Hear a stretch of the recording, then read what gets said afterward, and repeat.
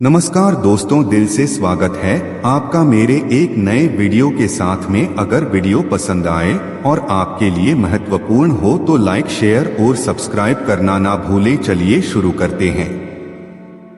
हम लोग भगवान से हमेशा कुछ न कुछ मांगते रहते हैं। हमारे मांगने का कभी अंत नहीं होता। कई बार हमारी मांगी मुराद पूरी होती है तो कई बार ऐसा लगने लगता है कि प्रार्थना बेकार जा रही है, भगवान हमारी सुन ही नहीं रहा है। जबकि सच यह है कि भगवान हर किसी की सुनते हैं और सभी की झोली भरने की कोशिश करते हैं। लेकिन जब झोली भरी हो या आपको भरी झोली को खाली करने का तरीका नहीं मालूम हो तो भगवान यही सोचता है कि इसे देने का भी क्या फायदा।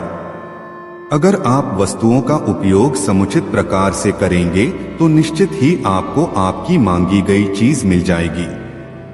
लेकिन अगर आप उपयोग करना ही नहीं जानेंगे तो वस्तु लेकर करेंगे क्या। इस संदर्भ में एक रोचक कथा है।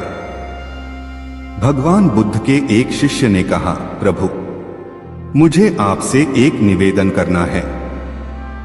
बुद्ध ने उसकी ओर देखा जैसे कह रहे हो कि पूछो।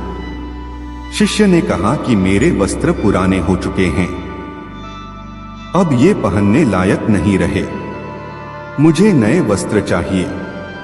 बुद्ध ने शिष्य के वस्त्रों की ओर देखा। वस्त्र सचमुच बिल्कुल जीर्ण हो चुके थे। बुद्ध ने दूसरे शिष्य से नए वस्त्र लाने के लिए कहा।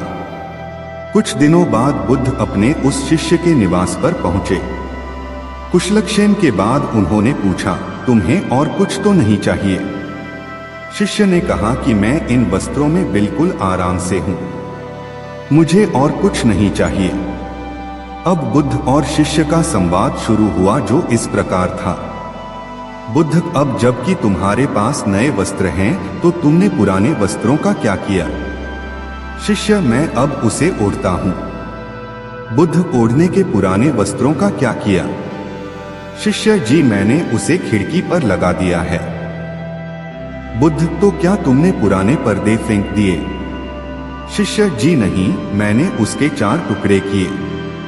रसोई में उनका इस्तेमाल चूल्हे पर से गर्म पतीलों को उतारने के लिए करता हूं। बुद्ध, तो फिर रसोई के पुराने कपड़ों का क्या किया? शिष्य, अब मैं उन्हें रसोई साफ करने के लिए प्रयोग करूंगा। बुद्ध, तो रसोई के पुराने वस्त्रों का क्या किया? शिष्य, प्रभु, वह अब इतना तार-तार हो चुका था कि उसका कुछ नहीं किया जा सकता था। मैंने उसका एक एक धागा अलग करके बातियां तैयार कर ली। उन्हीं में एक से कल रात आपके कक्ष को प्रकाशित था। बुद्ध शिष्य के इन उत्तरों से संतुष्ट हो गए।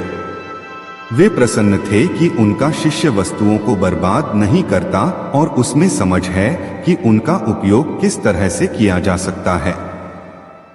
कथा सुनाकर संत ने कहा, इन दिनों जब प्राकृतिक संसाधन दिन प्रतिदिन कम होते जा रहे हैं तो हमें कोशिश करनी चाहिए कि चीजों को बर्बाद ना करें और अपने छोटे छोटे प्रयत्नों से इस धरती को सुरक्षित बनाकर रखें।